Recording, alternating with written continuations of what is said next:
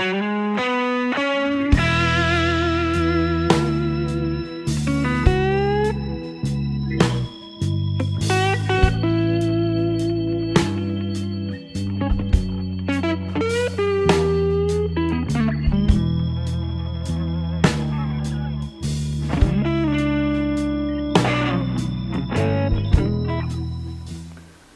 morning, good afternoon, good evening, guys, gals and gentlebods, and welcome back to the shed. And also, Happy New Year to you, because today is the 1st of January 2023. So, have a great year. Let's hope it's a bit better than the last one. Right, today what I'm going to be doing is the final reassembly of the axle for Morty. I've already done the diff. I've done a video on setting up the preload and the backlash, and the diff is now assembled into the axle casing. So today I'm going to be assembling the brakes and the hubs and the half shafts. So let's get to it. So I've got all new brake components, new shoes, new springs, new wheel cylinders, clips, brake adjusters. So let's get to assembling it. Now, one of the first things to do is to make sure that the new parts are the same as the old parts.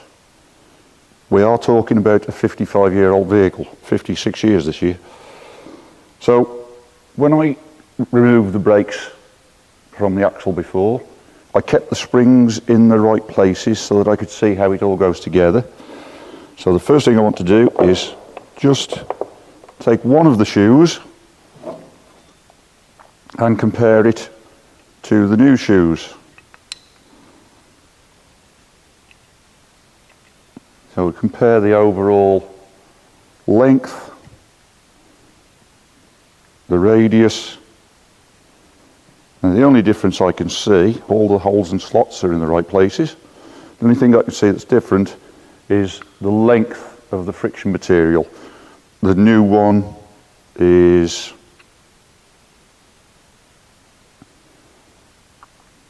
about half an inch, 12 millimeters or so longer than the old one.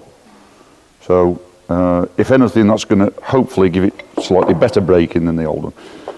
So the first thing I'm going to do is assemble the brake adjusters into the back plate, and the very first part of that job, I'm just going to put a little wipe of copper slip, anti-seize, never sneeze, whatever you want to call it, on the threads, simply because these components live in quite a harsh environment. There's brake dust, there's heat, there's road dirt gets in from the back, and they don't get turned very often.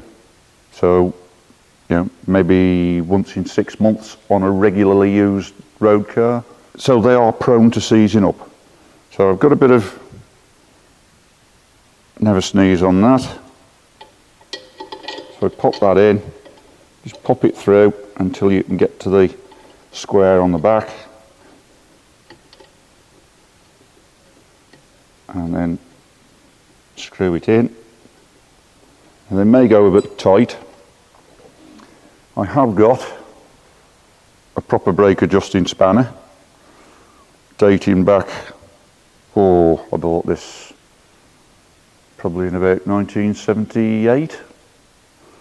As you can probably see, it's got a bit of wear on it now.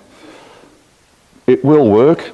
It still grips enough to turn the adjuster, but what you can use is just an ordinary spanner. This is an 8mm, which is perfectly good enough. It's a good fit, so we can wind that in. So we screw that all the way in, and the next components are the two slide blocks, the adjuster blocks. Now, some people will grease these. I don't, for the simple reason that the brake dust that's generated inside the drum can collect on the grease, and then it forms a gluey, sticky clag that locks these in place and stops them moving. I'm just going to roll that round a bit so that the adjuster is more horizontal, and we can pop that one in. Right, so the next part to go in is the wheel cylinder. So I'll take the bleed nipple out of it to ease it in. Now these came with a roll pin in that hole. The hole in the back plate was on the wrong side, didn't line up. But when I've looked at the old wheel cylinders that came off, there was no roll pin. There's a hole, but no pin. And interestingly, the hole is on the other side, so the roll pin would have lined up with that hole. So what I've done, I've pulled the roll pin out of there. That will go in like so. It does allow a small amount of movement, but not very much, because the bleed nipple will only allow it to move that much. It just allows it to self-center. Right, the next part of the job is the tricky one, and that's to get this spring clip on the back to retain the wheel cylinder in place. Now I've had to modify the clip slightly. That's the other new clip. You can see it's a perfect circle.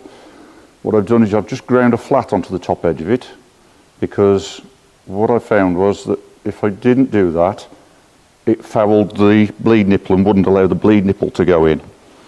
So if I pop that on there like so, bearing in mind I haven't fitted one of these clips for probably 40 years or more.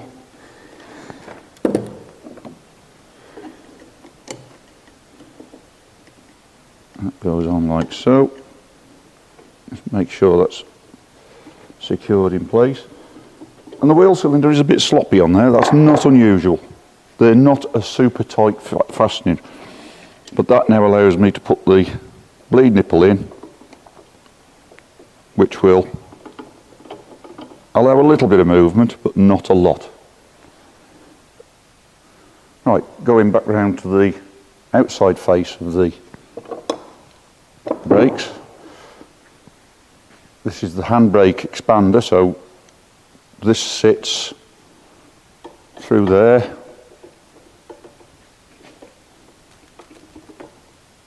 That rubber boot goes on that side and locates it. But basically that sits like that with the shoes across there. And when you pull a handbrake, it pulls that lever, which expands the shoes to clamp onto the drum. So this rubber boot's going to be a bit of a fiddle. I think what I need to do first is just get it round that cord onto the shallower, narrower piece.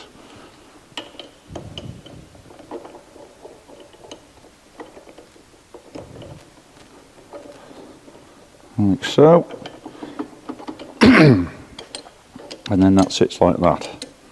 Right, we've still got both of the adjuster slides in. So now it's time for the brake shoes.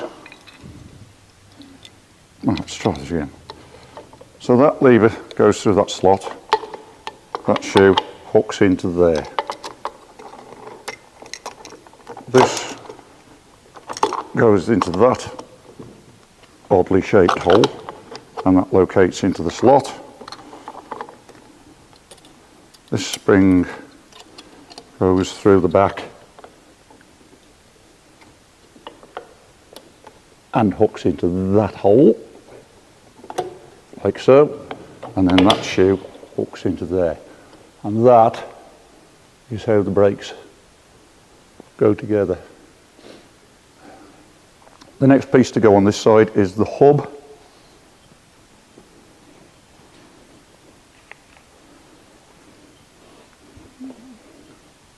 Which I have here. So I've pressed the old bearing and seal out and sandblasted the hub, cleaned it all up. I've pressed the new seal in. Make sure you put the seal in the right way round. The sealing lip faces that way, so it faces out of the axle. The reason being that the oil is on this side and we want to keep it on this side. So I've pressed in a new seal, new bearing, new O-ring, and that can now go on. And that will just need a little tappy tap tap. So I'll just get a little drift.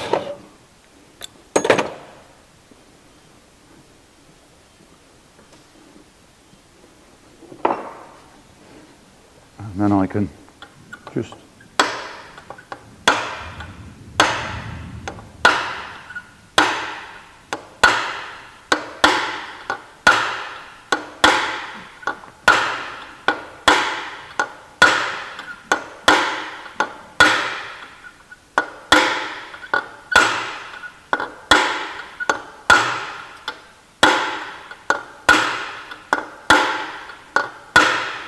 Always go alternate sides.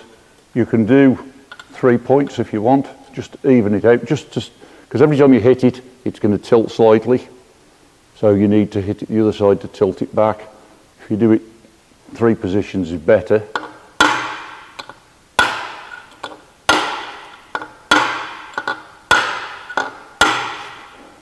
And that feels like it's on. That turns nicely. Just a bit of resistance from the seal.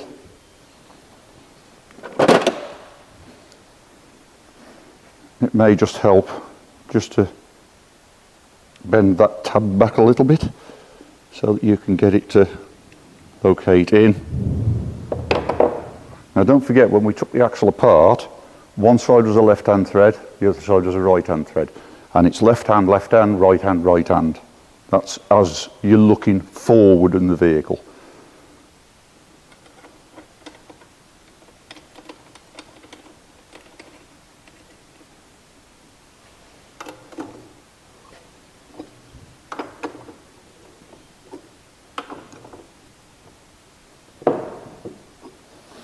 Right, I'm just nipping it for now.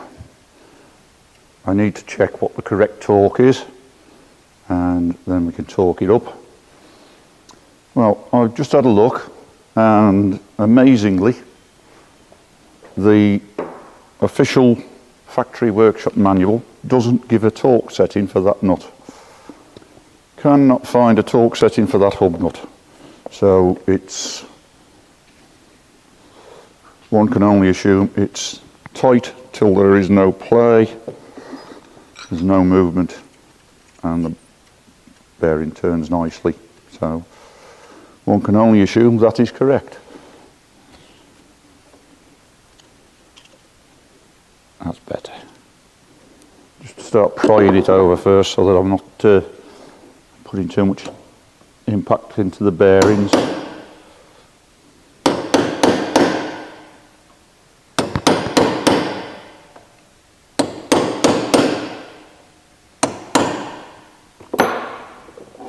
We've got it moving.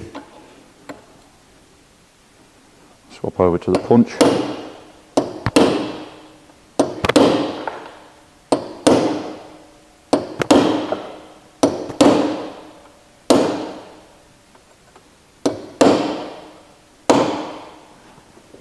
So that's that tabbed up.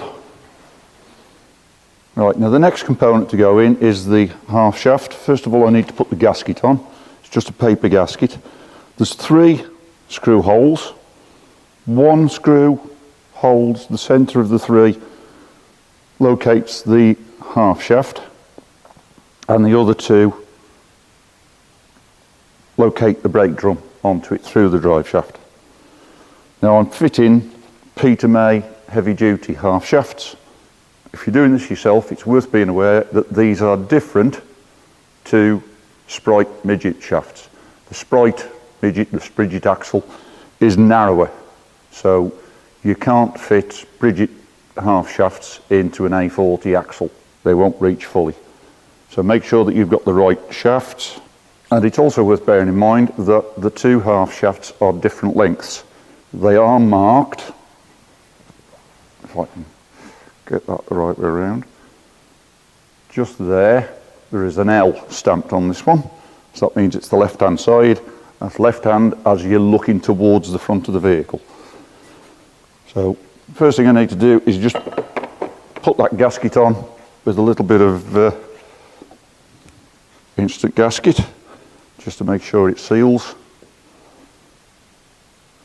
With a job like this, I'd like to just put a little bit on my finger and just wipe it round.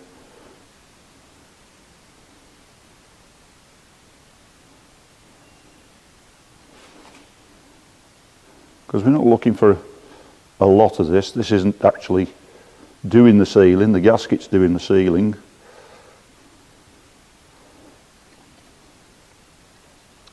This is just to make sure that the gasket is sealed to the flange.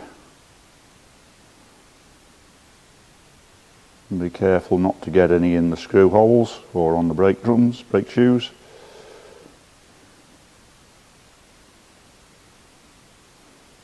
Make sure you've got some around the studs. Right, that gasket can now go on.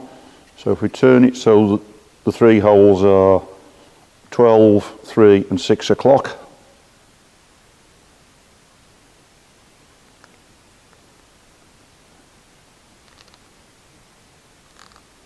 Slip the gasket on. Do it a little bit at a time up each stud, because the gasket will catch on the threads of the studs and could tear. It is only paper after all. I've got that up flush, and now a little bit more of the instant gasket. Right, so that's that. Now we can pop the shaft in, turn the hub again so that we've got them at 12, 3 and 6 o'clock.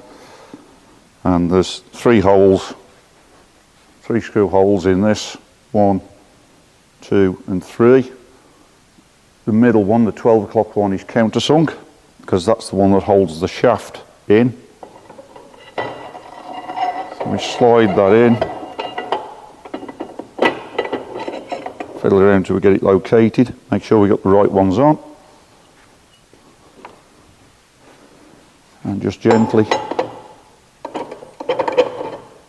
that's it, it's got it started.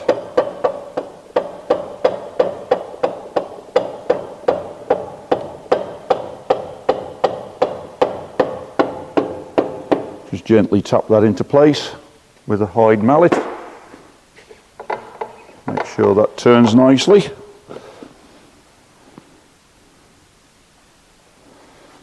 And we can tighten that one up.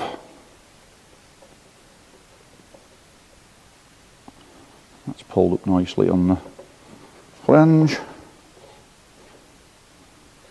So now we can pop the brake drum on.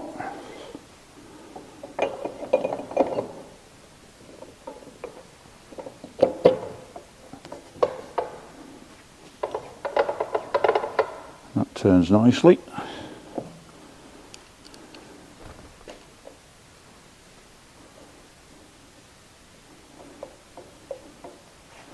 Try not to kick the cameraman.